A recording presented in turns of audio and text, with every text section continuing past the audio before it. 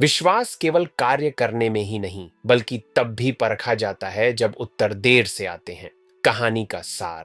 इन बातों के बाद प्रभु का वचन दर्शन में अब्राम के पास आया। डर मत अब्राम, मैं तेरी ढाल हूं, तेरा प्रतिफल बहुत बड़ा होगा। पर अब्राम ने प्रभु से कहा, हे प्रभु परमेश्वर, तू मुझे क्या देगा, क्योंकि मैं अब भी निसंतान हूं और मेरे घर का वारिस दमिश्क का एलिएजर है। अब्राम ने फिर कहा, तूने मुझे कोई संतान नहीं दी और मेरे घर का दास ही मेरा वारिस होगा। तब प्रभु का वचन उसके पास आया, यह तेरा वारिस नहीं होगा, तेरा अपना पुत्र तेरा वारिस होगा। फिर प्रभु उसे बाहर ले गया और कहा, आकाश की ओर देख और तारों को गिन, यदि तू गिन सकता है। फिर उसने कहा, तेरा वंश ऐसा ही होगा। अब्राम ने प्रभु पर विश्वास किया और प्रभु ने उसे धर्म गिना। तब प्रभु ने उससे कहा, मैं वही प्रभु हूं जो तुझे ऊर से निकाल लाया कि यह देश तुझे अधिकार में दूं। पर अब्राम ने कहा, हे प्रभु परमेश्वर, मैं कैसे जानूं कि मैं इसे अधिकार में लूंगा। तब प्रभु ने उसे कुछ पशु लाने को कहा और अब्राम ने वैसा ही किया। जब सूर्य ढलने लगा, अब्राम पर गहरी नींद छा गई और भयानक अंधकार उस पर आ पड़ा। प्रभु ने उससे दुख, प्रतीक्षा और निश्चित उद्धार की बातें कहीं। जब सूर्य डूब गया और घोर अंधकार छा गया, तब एक धुआं उठता हुआ पात्र और जलती हुई मशाल उन टुकड़ों के बीच से होकर गई। उसी दिन प्रभु ने अब्राम के साथ एक वाचा बांधी और उस देश को उसके वंश को देने की प्रतिज्ञा की। हम इस कहानी से क्या सीखते हैं? पहला, विश्वास ईमानदार प्रश्न पूछ सकता है। अब्राम ने विश्वास किया, फिर भी अपनी देरी और भय को बोला।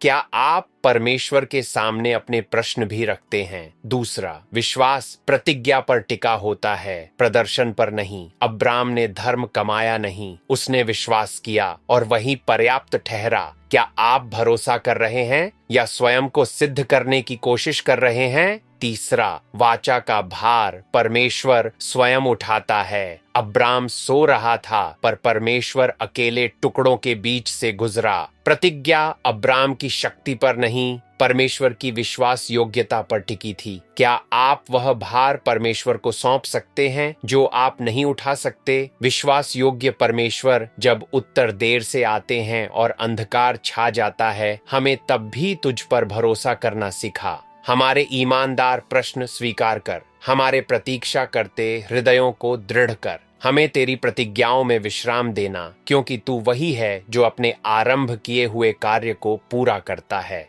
आमीन।